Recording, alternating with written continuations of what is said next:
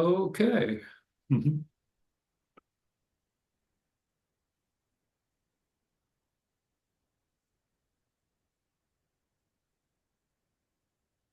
Hey, welcome everyone. Finds the lowest Hey, possible Liz. place it can go to. Twice in Sometimes one NAMI day, I feel very privileged. builds certain It's a tasks good or day, Jess. And I saw Sandy. Oh my service, goodness. It's a whatever NAMI time day for you. Dr. Strayhorn, I've actually been wanting to hear you speak for quite a while. it'll be something like always We've ads. shared people in the past, but I can talk to you later. But I'm really looking forward to your talk tonight. Well, thank you. I appreciate hearing that. All right. So I will kick us off because Dr. Strayhorn has a lot of information to present this evening.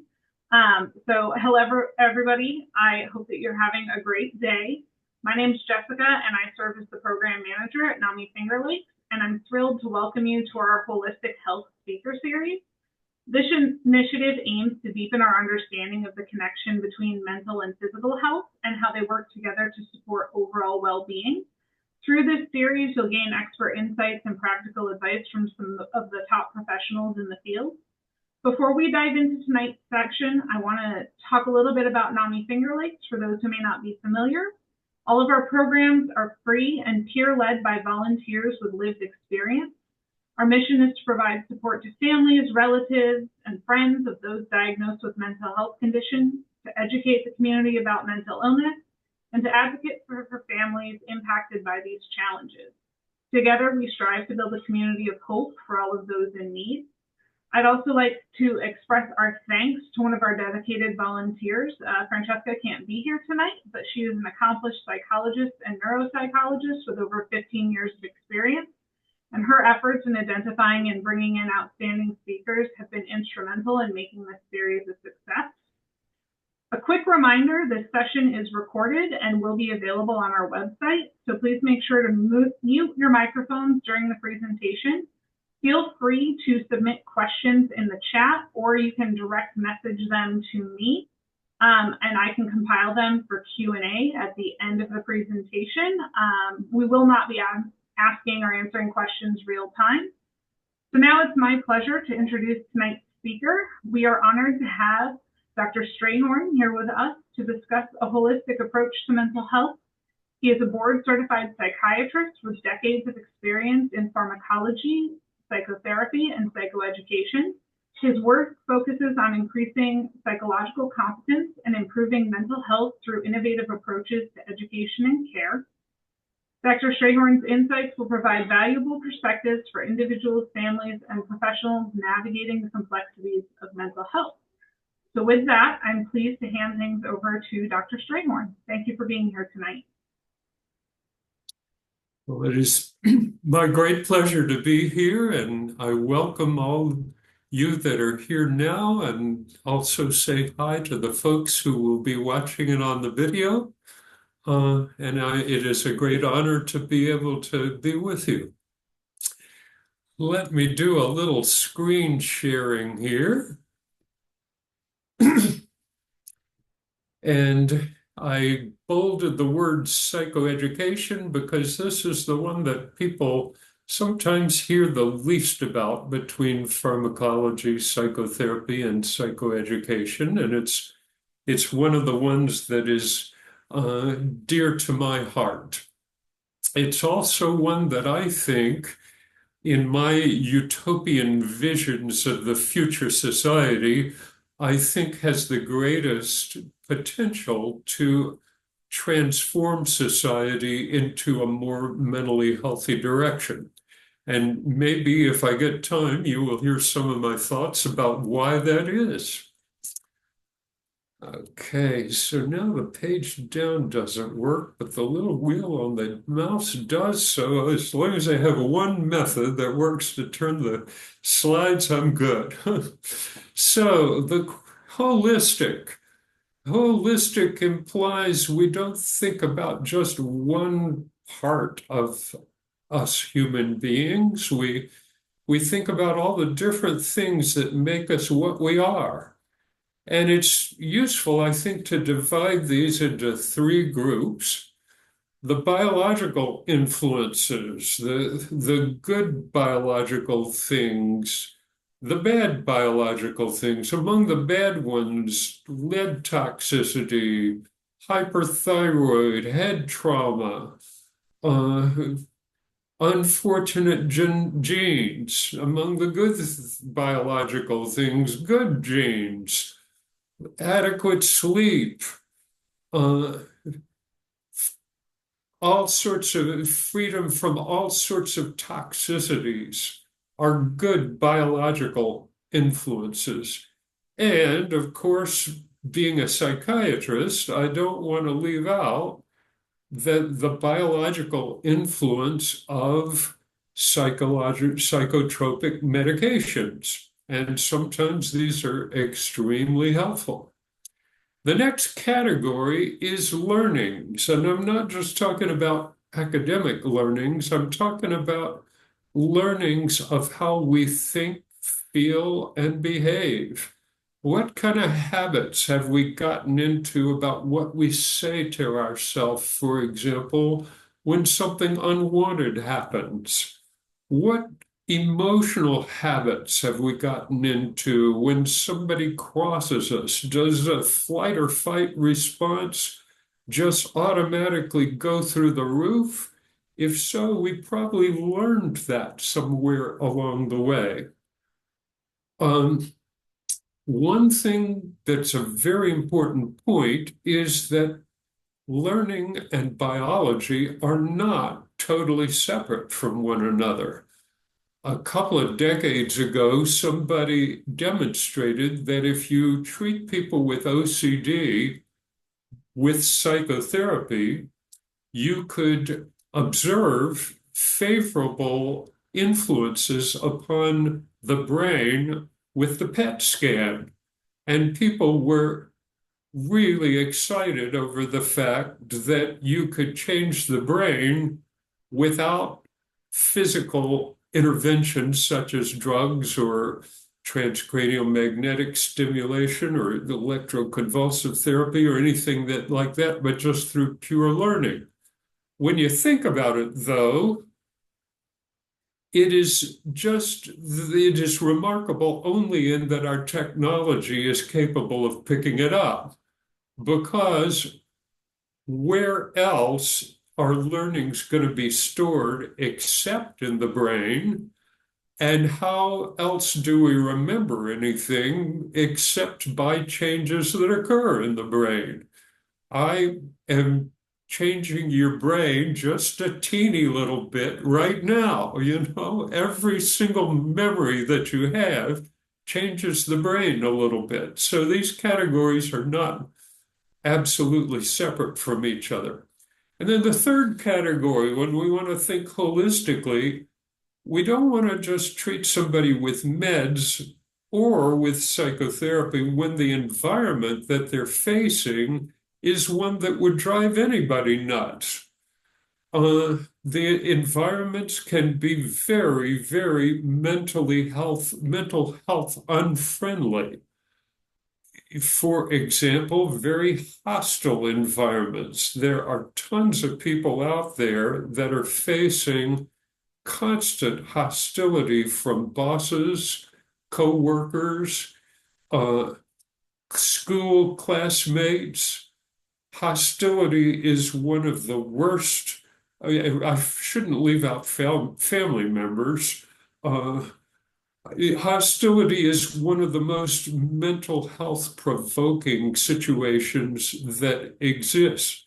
Another one is being expected to do things that are over your head. Tons of school kids are in that situation where they're being assigned work that not that they won't do, but that they can't do. Having an effort payoff connection, something that you can put your effort into where something good comes out of it. All these are aspects of a good mental health friendly environment. Here's an important point, not that I, in my vanity, don't think that all these things are important points, but with regard to the relationship of learning to the environment, one person learns to, let's put it optimistically, one person learns to be kind, to listen well, to be supportive, to be nurturing, and this creates a more mental health friendly environment for whoever they're doing this with. So, in other words, one person's learned habits become another person's environment.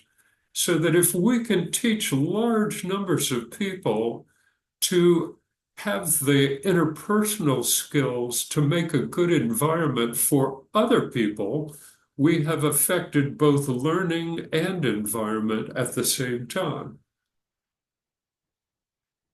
Okay. So holistically, I don't want to leave out drugs from this discussion, even though I'm wanting to give the major emphasis to other things. But I thought you might be curious to find out from me, what drug do I like prescribing the most? Which one do I worry the least about? And which one do I have the most confidence that the ratio of benefits to side effects is going to be the greatest? Now, this is not counting the so-called nutraceuticals. There's actually some pretty good evidence that some of these things that are very non-toxic can be effective, and I'm going to go into that in a minute. But which prescription drug do I like the most to prescribe? And the answer is MPH, which stands for methylphenidate, which is otherwise known as Ritalin, Concerta, Focalin, Methylin, the one that's given for ADHD and has been given for ADHD since about the 1950s.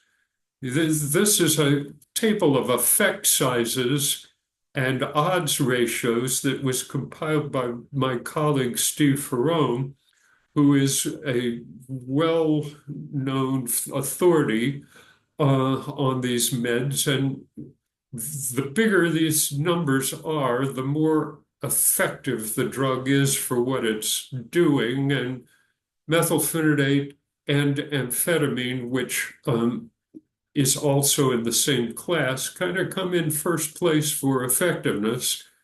Methylphenidate particularly also tends to be very free of long-term dependency and tolerance and withdrawal effects relative to the other ones. So anyway, I like it. It helps. And as another advantage to methylphenidate, the symptoms of ADHD seem to be more impervious to psychoeducation and psychotherapy than anxiety and depression and OCD are. With anxiety, depression, OCD, and to some extent anger control, the psychological therapies can really work well in the long term. With ADHD, it takes a lot of work to do that, and often with the child is burnt out from working at school when you would like to do the work that would eventually get rid of ADHD. So anyway, it seems that my lot in life is to tell people, don't worry so much about methylphenidate. However, the other ones, there are reasons to hesitate. More talking about the biological interventions, I have some greens for go and some reds for stop.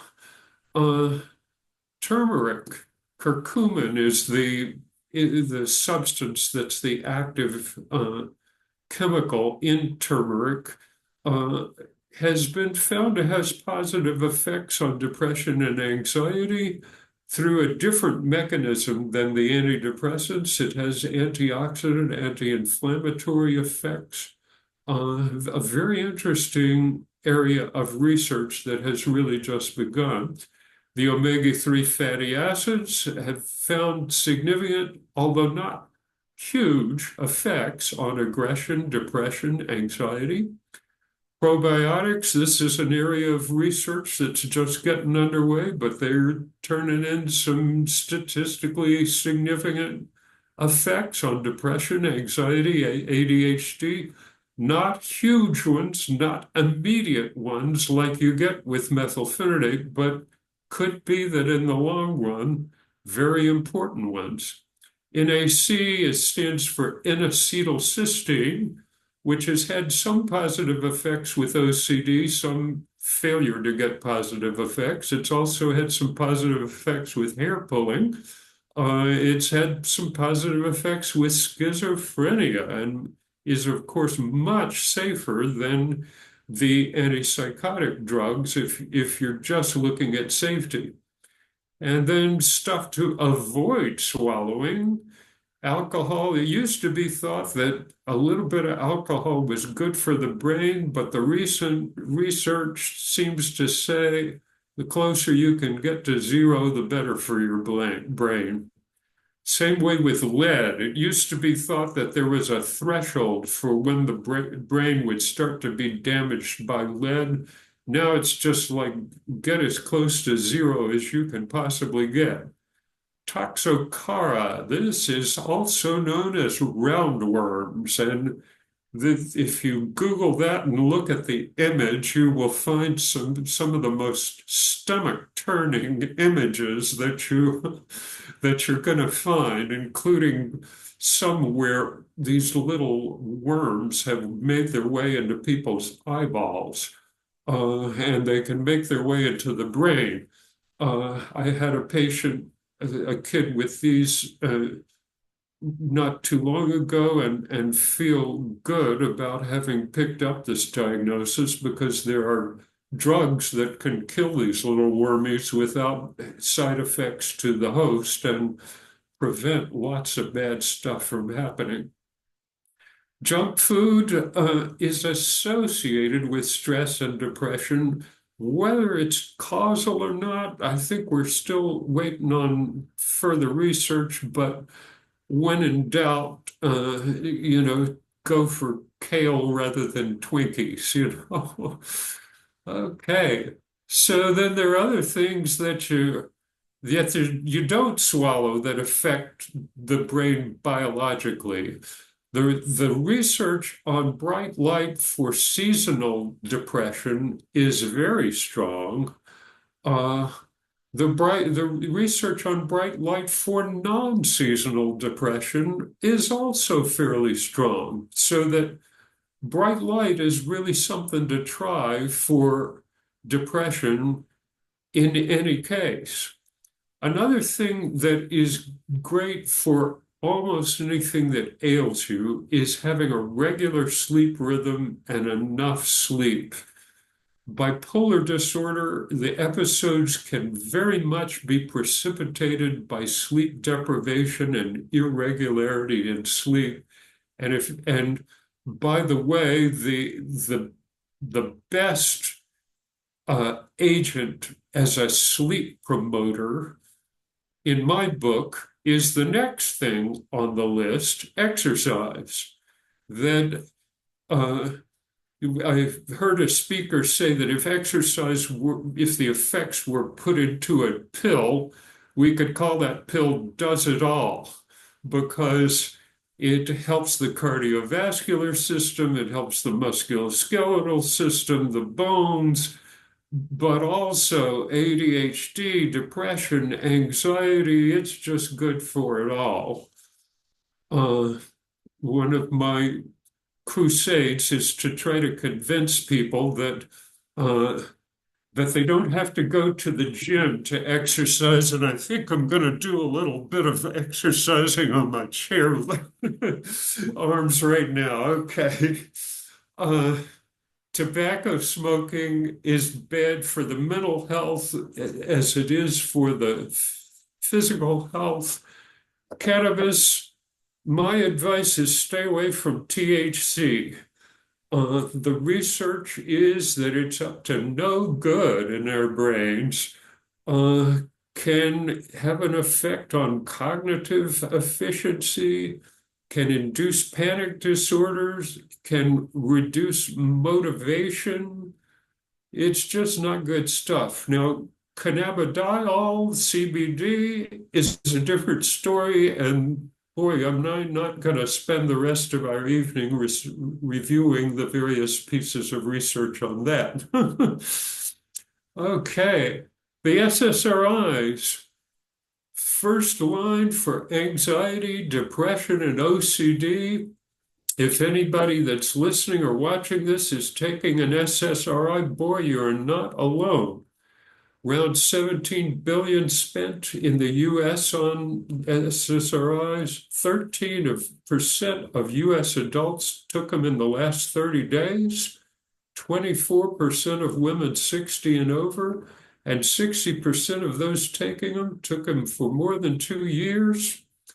There are various problems with them that kind of make me more interested in being a deprescriber of SSRIs than a prescriber, although they are sometimes useful and good, but I tend to want to get people off them sooner rather than later.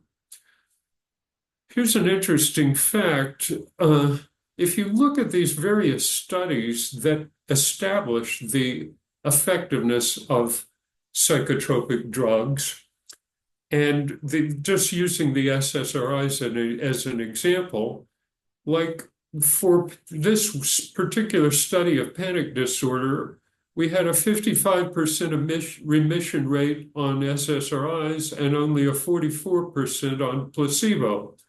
So, and this turned out to be quite statistically significant in favor of the drug. But if of those 55 people that responded to the SSRI, if 44 of them would have responded to the placebo, that makes 80% of them who would have gotten better with placebo rather than SSRI and probably didn't need the SSRI and don't need it continued. So a lot of the people that are taking SSRIs for years and years and years probably didn't need them in the first place. Here are just some things about trials of drugs versus psychotherapy. We're now getting into the, talking about drugs, psychotherapy, and psychoeducation. We're getting onto the psychotherapy topic. And there have been lots of trials with head-to-head trials of drug versus some form of psychotherapy that have found them usually about equally effective. Here are just a couple of them. Here's one that found about equal effectiveness with depression, but relapse was lower with cognitive behavior therapy than with depression. And if you want to know who this guy is down here in the corner smiling at us, that's Aaron T. Beck, one of the founders of cognitive therapy, who died not too long ago. He was almost 100 if he wasn't 100. But the good thing about CBT, cognitive behavior therapy, is that you don't have the issue of withdrawal. When am I going to get off of this? And the studies that tend to compare psychotherapy with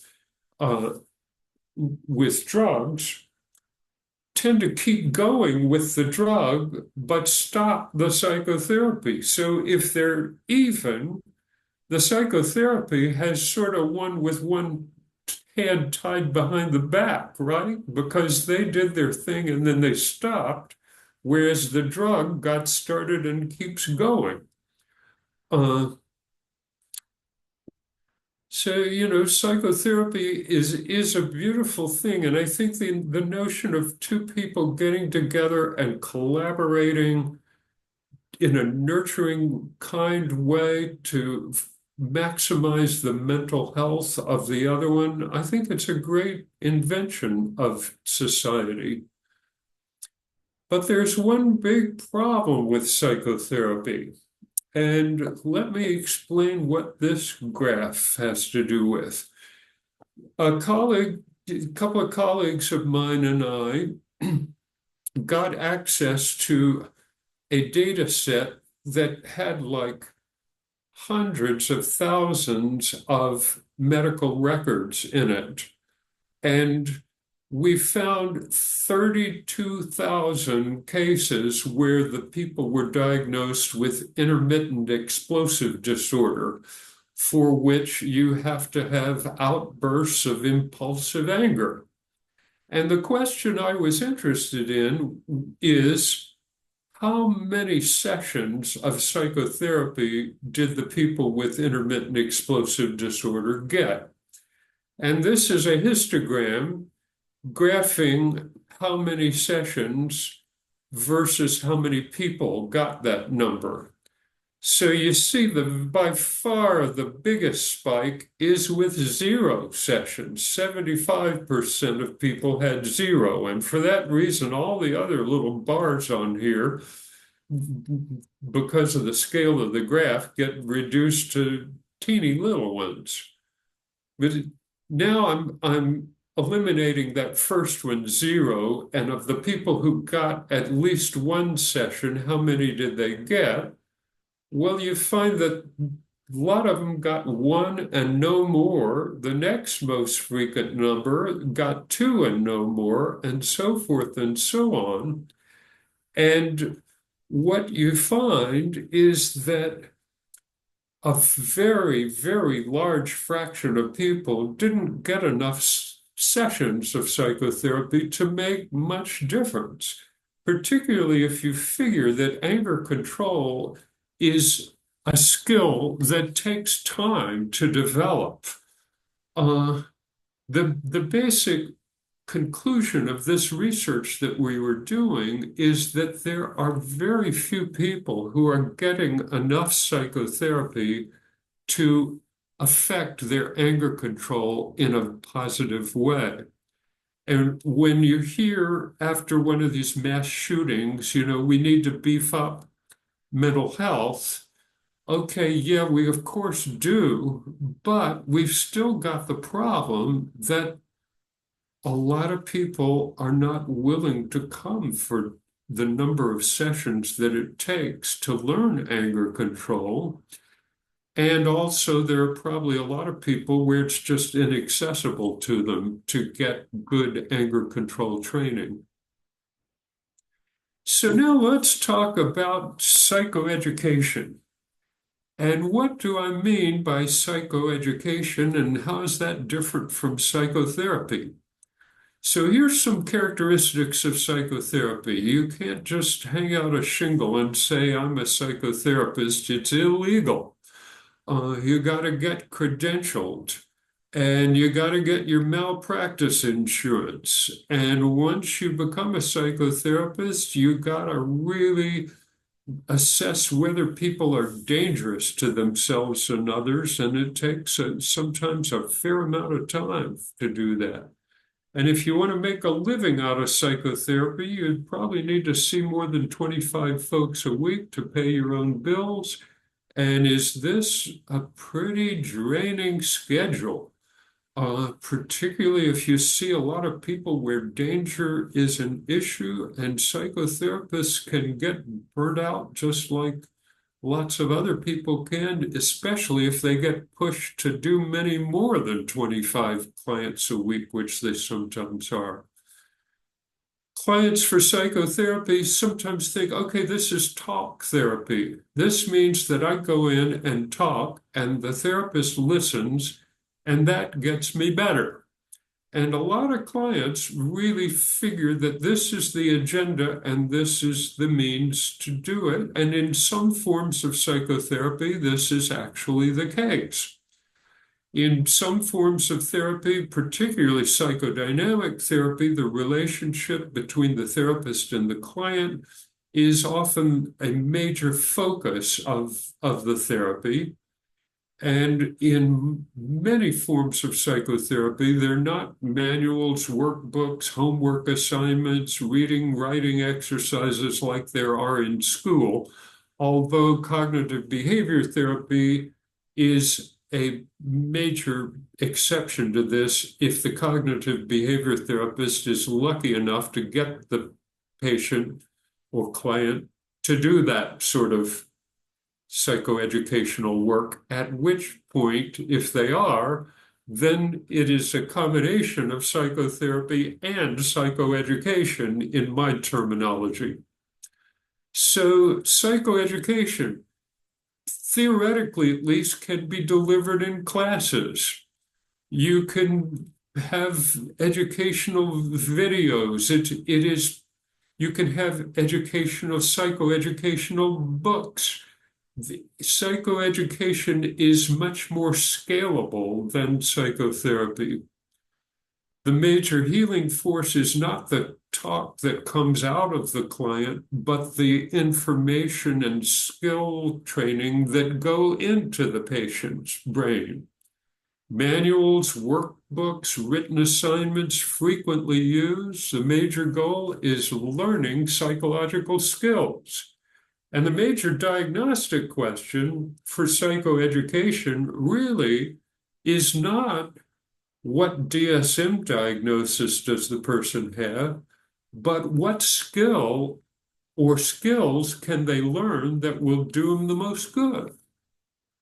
More about psychoeducation. Repetitive practice of skills is paramount. A guy named Anders Ericsson, who was quoted by Malcolm Gladwell,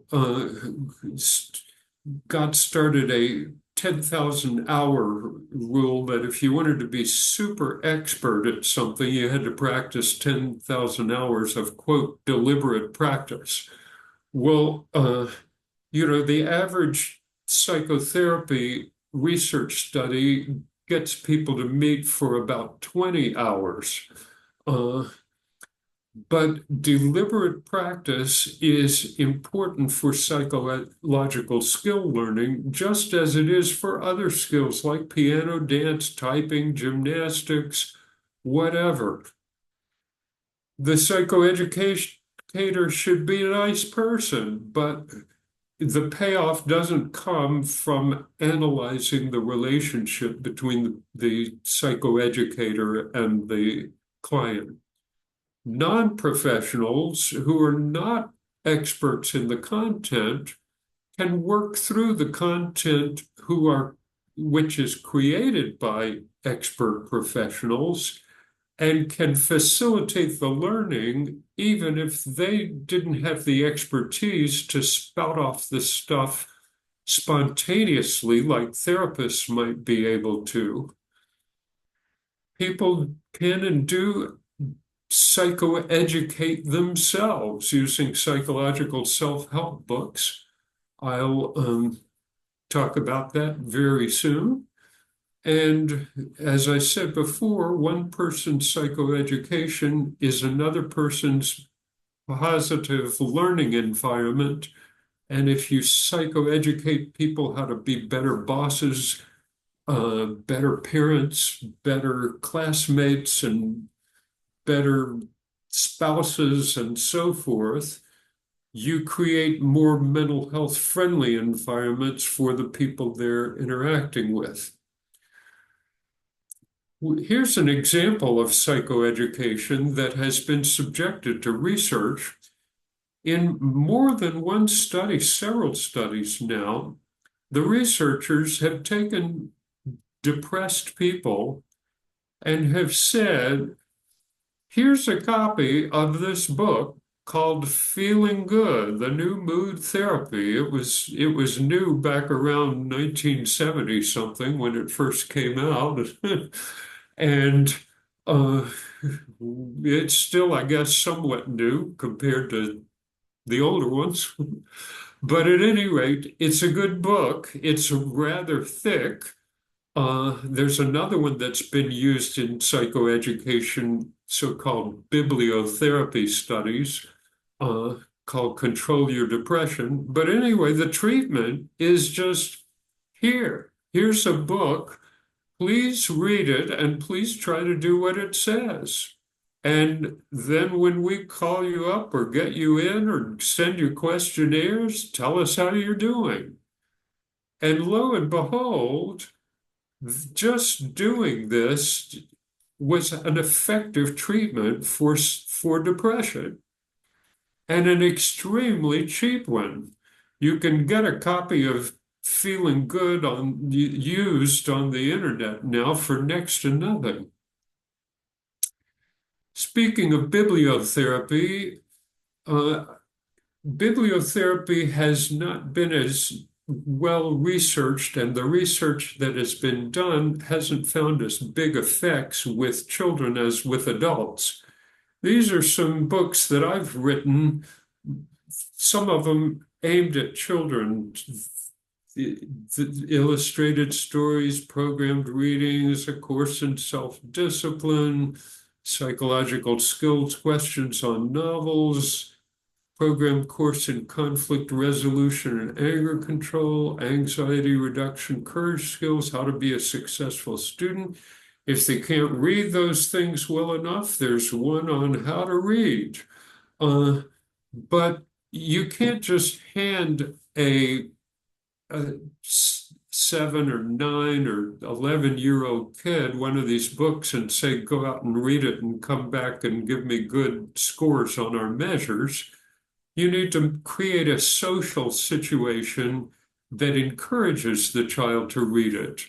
And this is the activity of a nonprofit organization that I want to tell you about if I get some time at the end. So for psychoeducation, what should we teach? One approach for this is to think, okay, for any given DSM disorder, like, for example, anxiety disorders, it makes me feel bad for my profession, for the whole mental health profession, when I hear about people who've gotten medication for anxiety for years, who haven't been taught the first thing about how to manage anxiety non-pharmacologically. Even if people are going to take meds for the rest of their life, in my opinion, they should be taught the skills and the ideas and the concepts and the procedures that are anti-anxiety efficacious. So, for example, of anxiety, you should teach them several different methods of relaxing using biofeedback. And I'm not talking about anything complicated, like measuring your heart rate or measuring your fingertip temperature or the sweat that comes out of your fingertips, just as an aid to relaxation. You try a relaxation technique and you see the heart rate go down, the fingertip temperature go up, the amount of sweat in the fingertips going down. All of these are pretty easy to measure.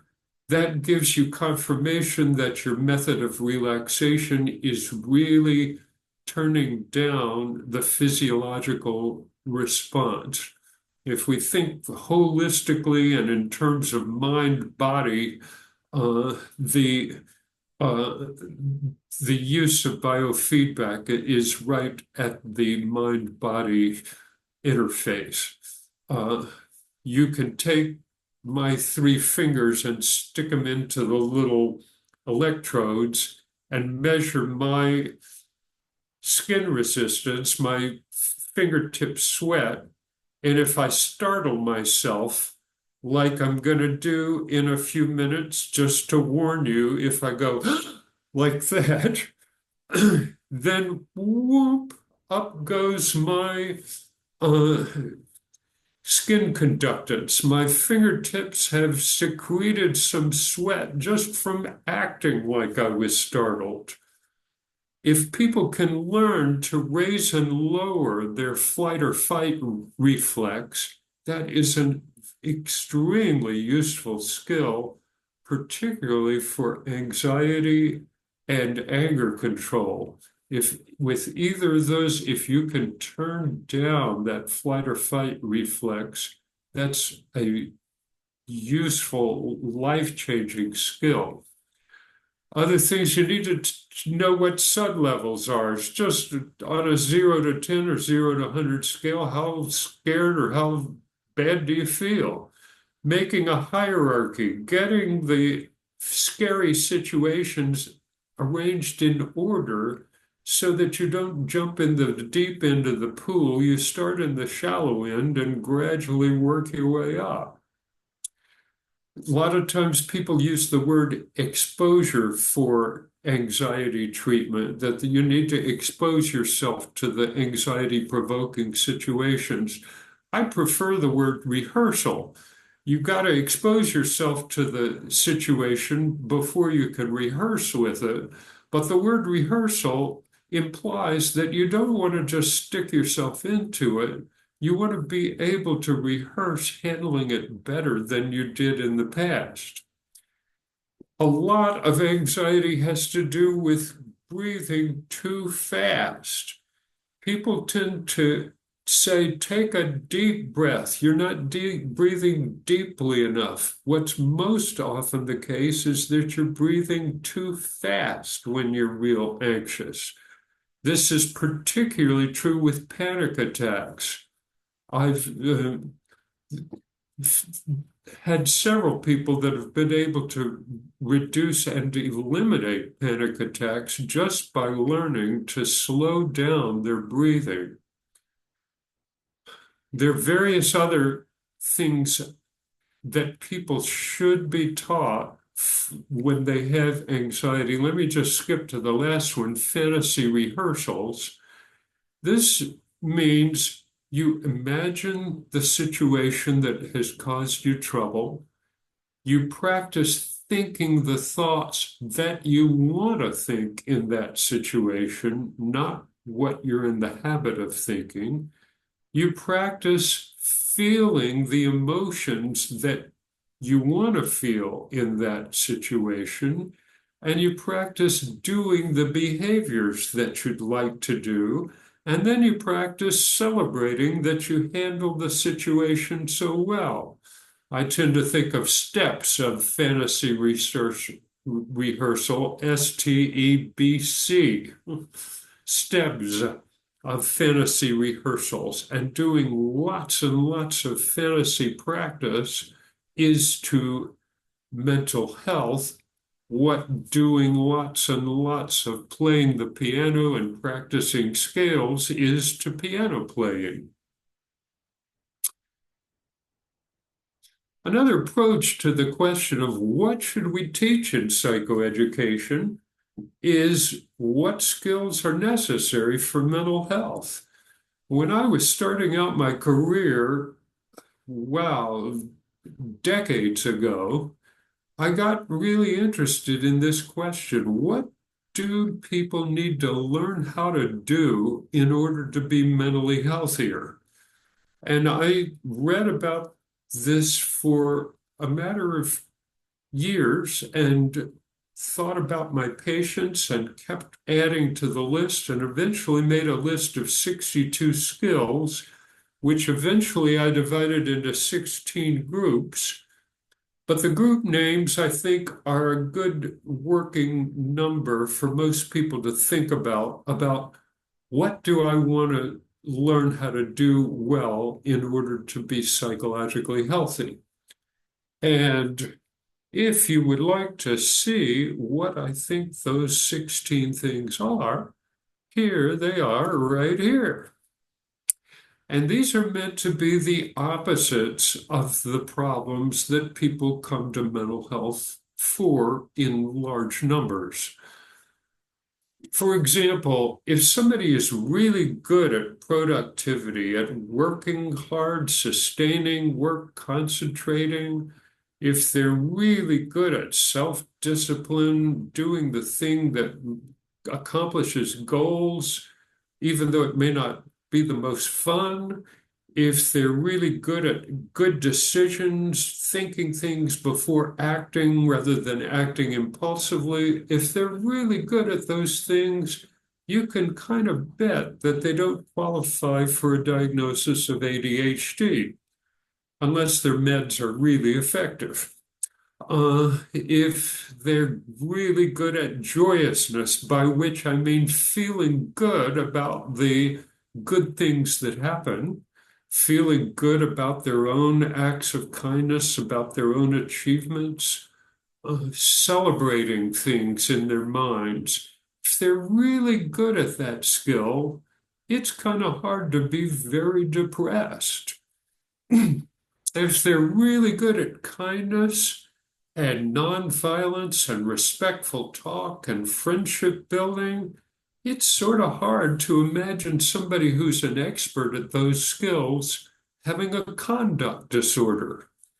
If they're fantastic at courage skills, which does not mean being reckless and taking reckless risks, it means being able to overcome unrealistic fears and do what's best despite initially having fears or aversions. If people are really good at this, then anxiety, if it was a problem, becomes less and less of a problem over time, and so forth. These, I've made a rating scale out of these things, just basically how competent have you been at these things? And the items on this rating scale pass the dead person test, meaning, is your score going to improve on this when you die? For a lot of the scales that psychiatry uses, it does improve when you die. Like, the depression scale, have you had crying spells? The ADHD scale, do you interrupt people? Are you restless? Are you fidgety? The anxiety scale, a lot of these things are phrased in terms where, yeah, when we eventually give up the ghost, we get a better score on these things. The dead person test has been emphasized by behaviorists throughout the decades because you want to try to find things that you want more of rather than just the stuff that you want less of. And this is why I tend to think in terms of positive psychological skills rather than just negative symptoms. Another advantage of the skills and principles, the psychological skill approach to mental health. What kind of diagnoses do we give to people who need to improve in one or more of these? We call them human beings. I don't think I've ever gotten to know anybody where I think they are perfect in each one of these psychological skills, and this definitely includes myself. Thirdly, here's a good way to orient oneself to life, is to every morning think, okay, productivity, joyousness, kindness, honesty, fortitude, good decisions, blah, blah, blah. How many positive examples of these can I accumulate today? And when I do any of them, can I manage to feel good about my positive examples? Sometimes when I'm dealt a bad hand that day, I can still think, oh, here's an example that gives me an opportunity to come through with a fortitude triumph. Here's a good example, a good situation for me to have a self-discipline triumph.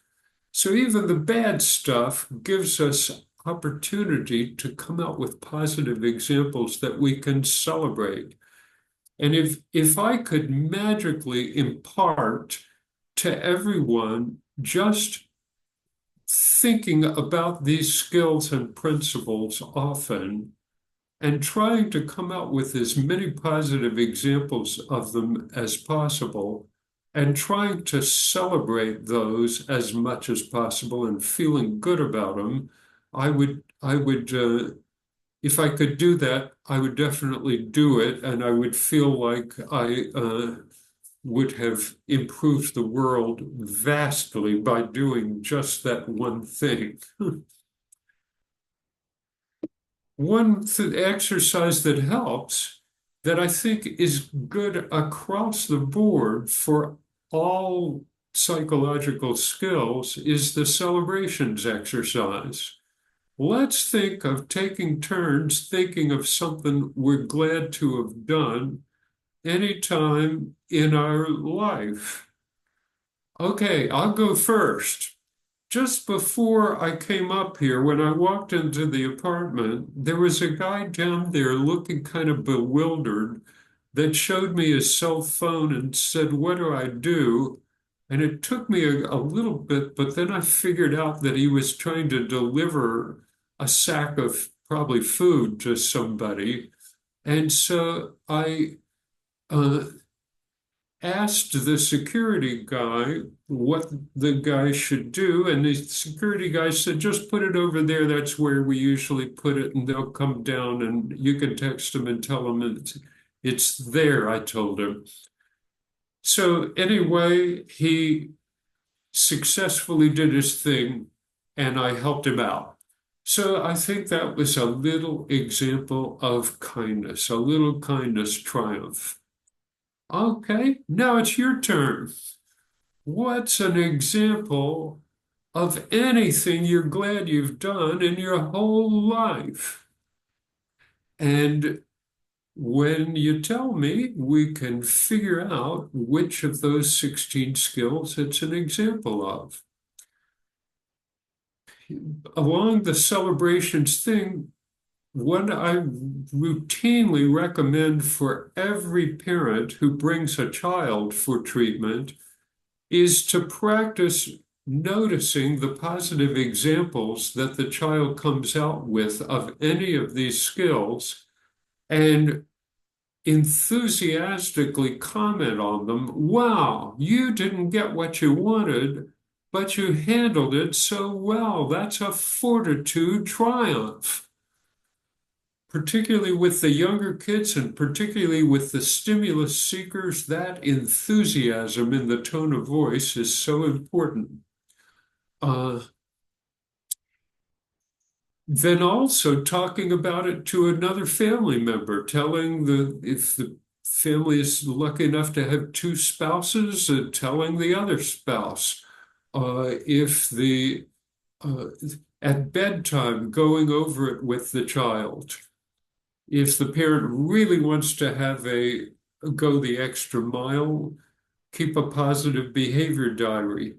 And then you can extend this to family members, like at supper time, for example, celebrating their own choices, their other people's choices, as well as celebrating lucky things and just watching for the good stuff in both oneself and in others, and having a good time celebrating these things.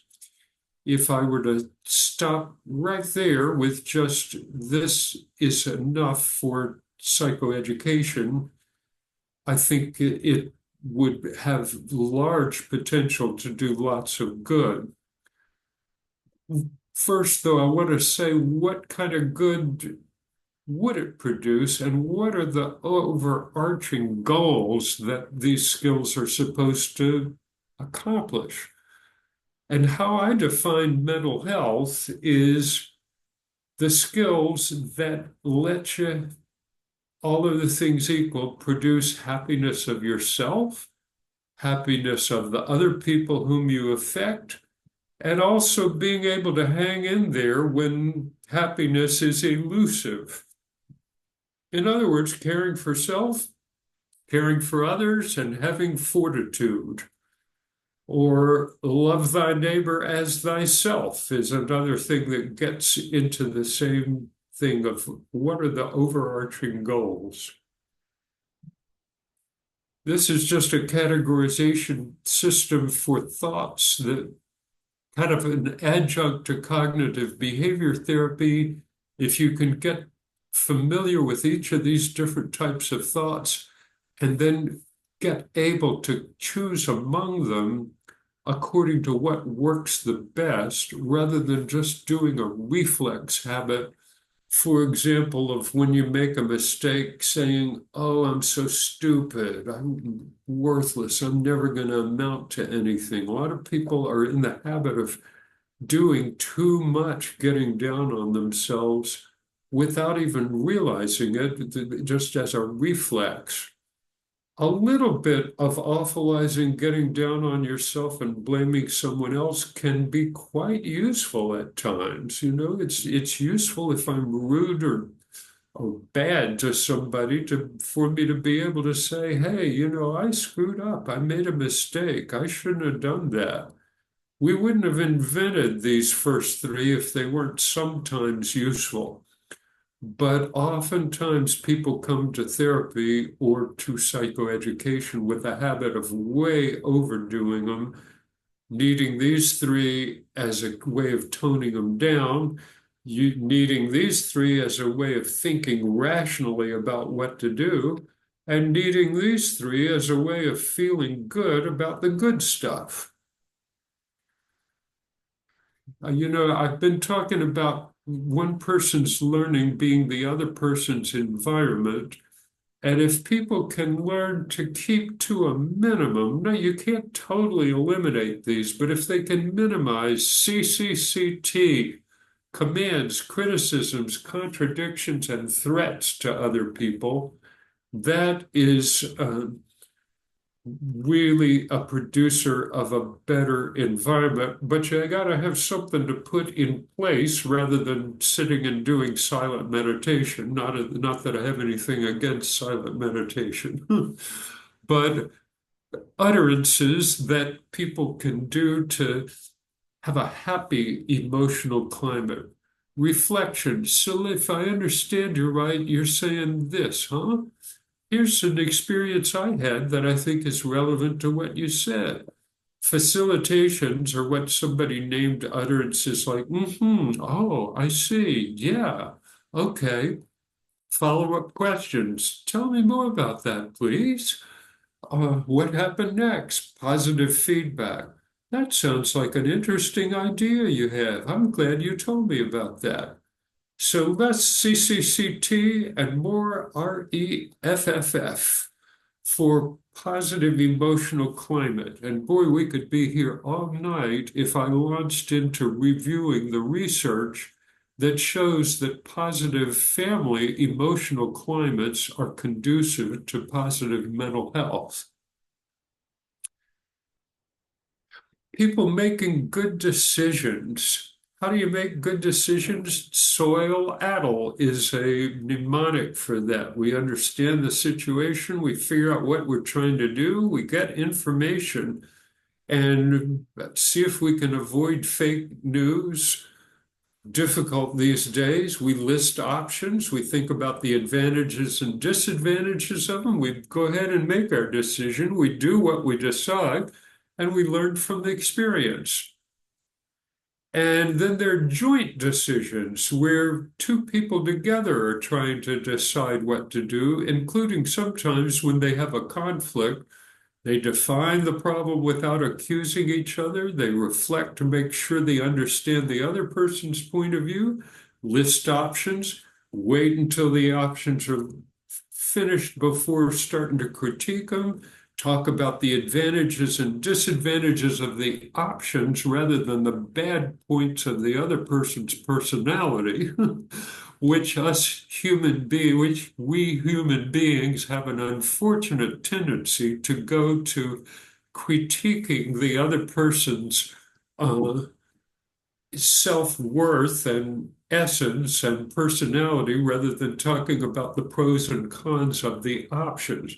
If people can get to where they're both on the same side regarding trying to find the best option rather than in competition with each other, trying to cut down the other person most successfully, then that is an incredible promoter of mental health. If they can finally agree upon something, if they can be polite the whole time. Big bunches of relaxation techniques. I think these are really in the curriculum of psychoeducation. A concluding hypothesis that psychoeducation is at least theoretically scalable. It can make a major contribution to relieving the burden of psychopathology that society bears, which, by the way, despite all the advances in psychopharmacology and psychotherapy, the burden of psychopathology seems to be at least staying the same, if not getting worse for society.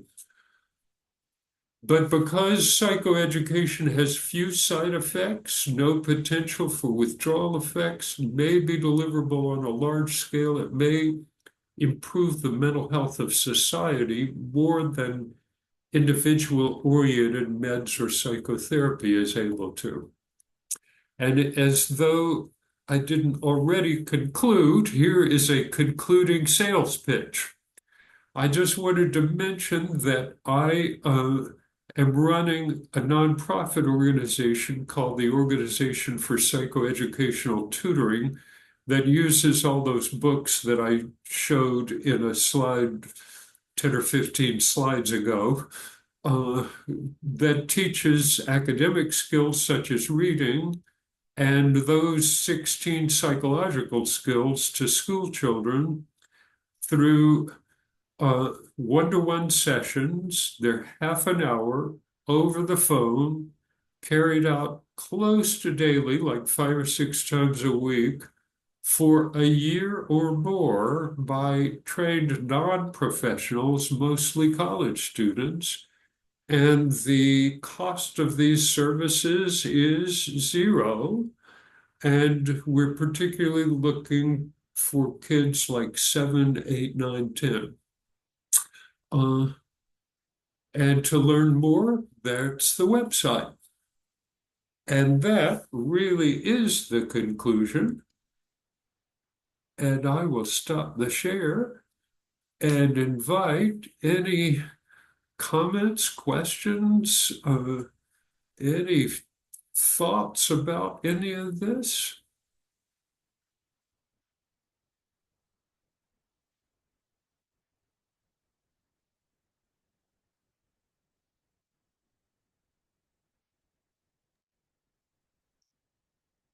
I want to let you take your time and think if you have anything you want to pitch in, anything you agree with, anything you disagree with, anything that is a thought-provoking idea. What to the recommendation for exercise? So is that question like what is recommended for physical exercise? How do you help someone get started with physical exercise? Well, the people have repeatedly asked the question of what type of exercise is best, and the answer to that is quite definite, and that is the type that the person actually does or is willing to do or can be led to do. And what makes exercise fun for one person is not necessarily the same thing that makes it fun for somebody else. For some people, the competitive sports bit is what they really go for, and finding some team that they can be on is the greatest. For some people, finding other like-minded people that they can take walks with is the greatest. This is something that boy, I have loved doing throughout my life, particularly with my wonderful family members, and just going for walk and talk for a long walk is the greatest. For other people, joining a gym and going to the gym and being there when other people are there. And, you don't want to just stand there when everybody else is exercising. That sort of social climate is really important. For some people, getting out into nature is the crucial thing, like going out to hiking trails and taking in the beauty of the trees and the hillsides and all that sort of stuff. And for some other people, just realizing you don't have to do anything, you can just do body weight exercises or calisthenics wherever you are. On train rides, for example, I often retreat to the bathroom and do like 20 squats and come out, huffing and puffing a little bit, find my seat again. And, I've gotten a little bit of lubed up from sitting too long. So this, by the way, it's not a question that I consider myself an authority on, but from reading how about psychotherapy? How do you help someone without motivation to invest in themselves? And in other words, how do you get somebody to participate in psychotherapy when they're not too motivated a candidate? Is that the question? Yeah. And okay, so there are two parts of that question. One is, how do you get them, if you're like a family member, how do you get them in the office for the very first time? And the second question is, if somebody does set foot in the office, how does the therapist get them back for a second and third and fourth, et cetera, time? And the answer to this is a little different with children than it is with adults. I often tell child therapists that the number one purpose of the first session is to make the child want to come back for a second session.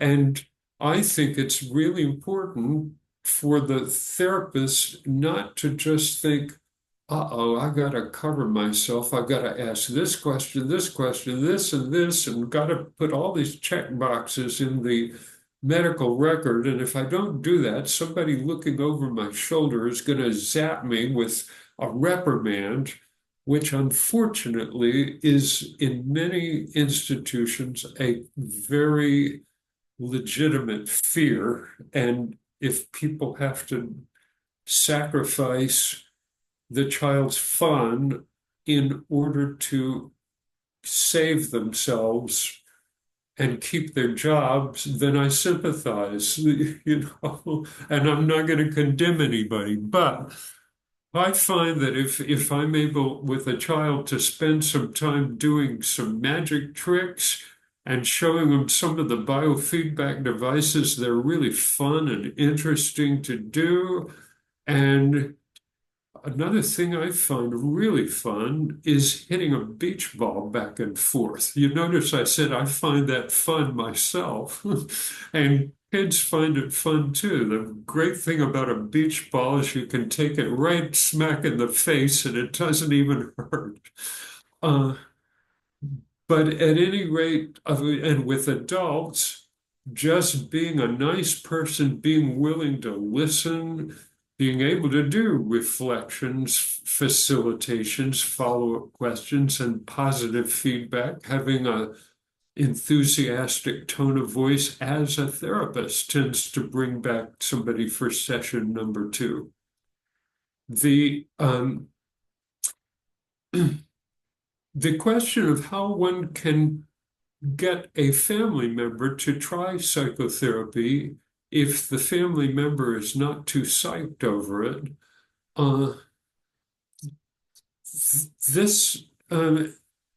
it's nice to know the therapist if one happens to know that the therapist is a good one.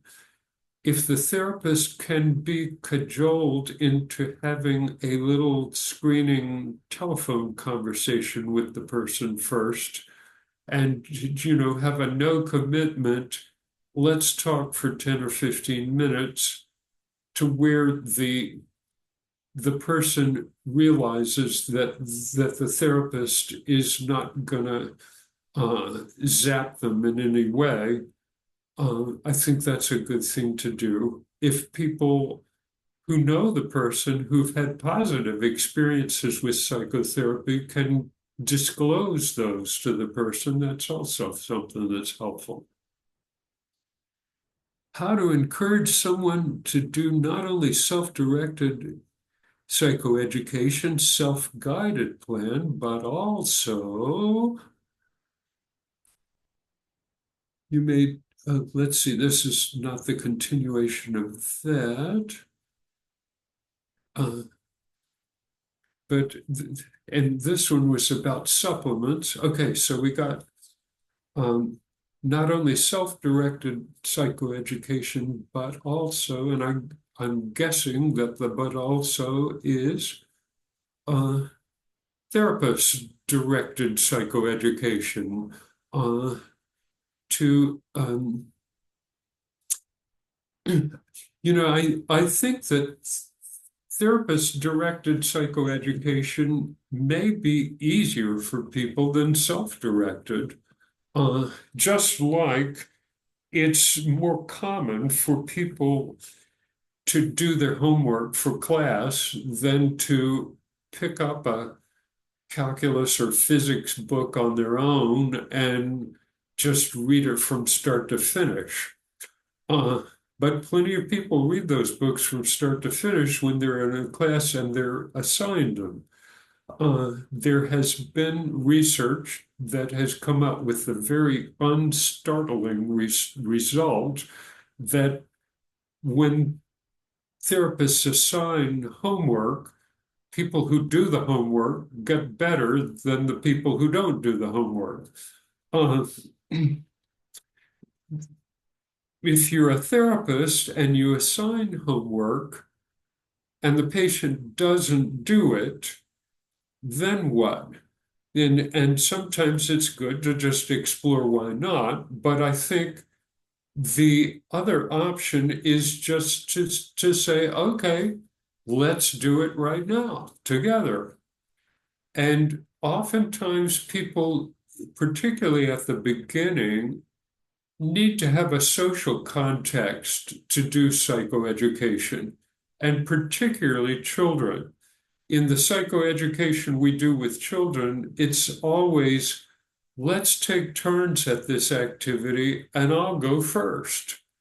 And the tutor or the preceptor or whoever, the adult, the parent, goes first and shows the child how to do it, makes it much easier for the child to do it. And I think the same thing is true for psychotherapy, that you have a certain exercise. Like, you remember those 12 thoughts that I projected? One really useful exercise for a lot of people is to pick a certain situation and make up all 12 thoughts about that same situation, which helps the person realize there are different ways of thinking about the same situation, and you can pick whichever you want according to what works best. But it's much easier if it's like, okay, I'll go first with awfulizing. Now it's your turn for getting down on yourself. Now it's my turn for blaming someone else. Now it's your turn for not awfulizing. So doing it together, I think, and I have a thing where you can project stuff on the computer, little passages for children to read, and they answer the question A or B, and then the answer comes up, or you answer and the feedback comes up, yay, you got it right, or else that isn't what I thought it was. Please go back and take another look. And if somebody gets 5 in a row right, there's a 50-50 chance that a little picture of a squirrel will come on the screen, which is the clue that you imagine 10,000 imaginary bills coming down from the ceiling. uh, but doing it together, and it's definitely a thing to do psychoeducation together right in the session for as many sessions as the person needs before they're then able to do it on their own. And then I think it's good to give people a sales pitch and let people know that the number of people in this world that are able to read books on their own and get something out of them is a very elite crew that is a wonderful group to join if one hasn't joined it yet. And if one can gradually work the way up to it by reading a little bit here and there, just a short little passage each day, that is a great skill to have. So that's about all the wisdom I can muster about that one. And the other question had to do with supplements. And, one of you remember the slide that I put up there about the placebo response in studies of SSRIs? My feeling is, as you know, turmeric, probiotics, omega-3 fatty acids, so few side effects have been associated with these that I think it's good to start out treatment with anxiety or depression with taking these along with really working hard on psychological skills. And if the person gets better and attributes their improvement to these supplements when it's actually the psychotherapy or when it's actually that spontaneous getting better, their wish to continue taking them is not harmful. I mean, people who take omega-3 supplements, they're getting, no more omega-3s than if they have a serving of salmon or another fish like that. Turmeric, they're probably getting no more than the average person in India gets from Indian cooking. And by the way, one of the clues that turmeric is good for the brain came from an observation that people in India tend to have a lower incidence of Alzheimer's and other neurodegenerative diseases. I am not absolutely certain about the veracity of that report, but I've heard that. So I think it's a good thing to just go for it. I don't think people need to take probiotics every day. The idea is you get these good bacteria populating the gut, and then they divide on their own, assuming that the diet has enough prebiotics, which are mainly fiber. And you don't need to keep taking probiotics for your whole life, but you certainly want to take them, in my opinion, after you've had a course of antibiotics. And you might want to take them every once in a while just to repopulate the gut with whatever people think are the good ones. And boy, this is we're at the beginning of trying to learn which are the best ones and which are second best and so forth.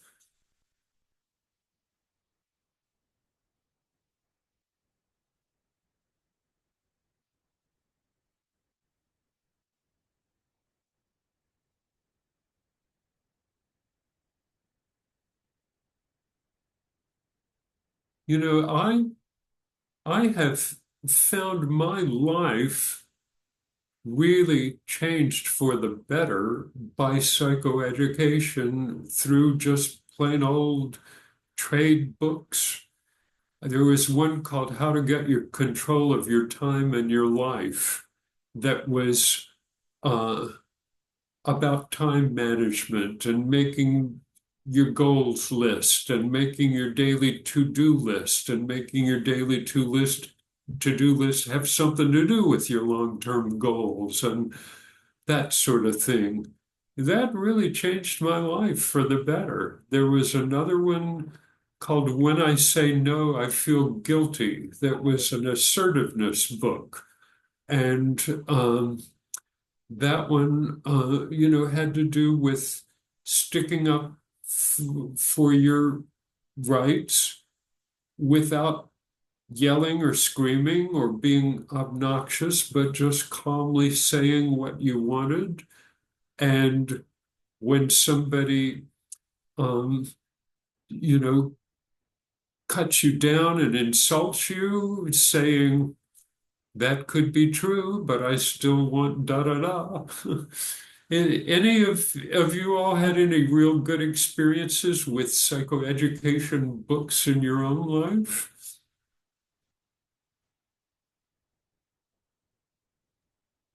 I'm going to jump off mute and kind of respond to that and ask a question. So I'm a person who loves consuming knowledge through books. So I'm a big proponent of reading books like that, and I find that it helps. And I dog ear pages and highlight things and post it, and that works really well for me.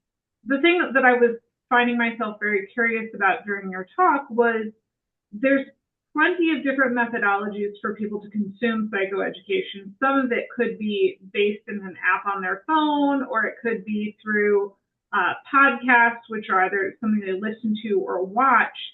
Is there any, I know screen time is not great for our brains and all of that. Is there any sort of difference in the method of consumption for psychoeducation and its efficacy? Yeah, that's a really good question. To which I do not have any evidence on the answer other than to say that, the books that have been made out of paper have accumulated positive evidence associated with them, and several internet delivered psychoeducation methods have had positive results associated with those too. And of course, getting apps that are meant to be interactive in some way is something that people have gotten into in a big way.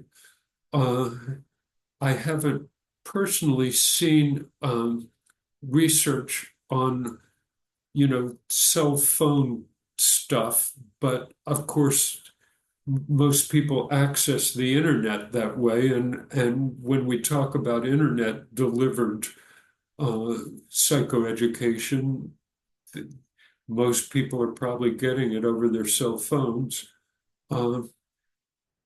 It does seem to me that probably, if I were going to guess, I would say that the nature of the content is more important than the medium, but it remains to be seen. I have never seen a study doing a head-to-head comparison of a paper book and an electronic book, for example. Thank you. I appreciate that. Mm-hmm.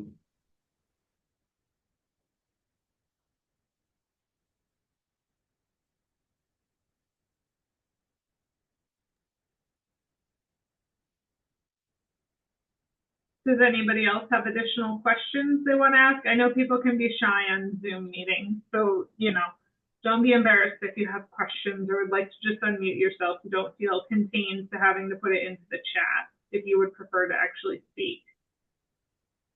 Mm-hmm. That's right. Don't feel intimidated by the fact that this is being recorded and will be preserved for all eternity for people to be edified by.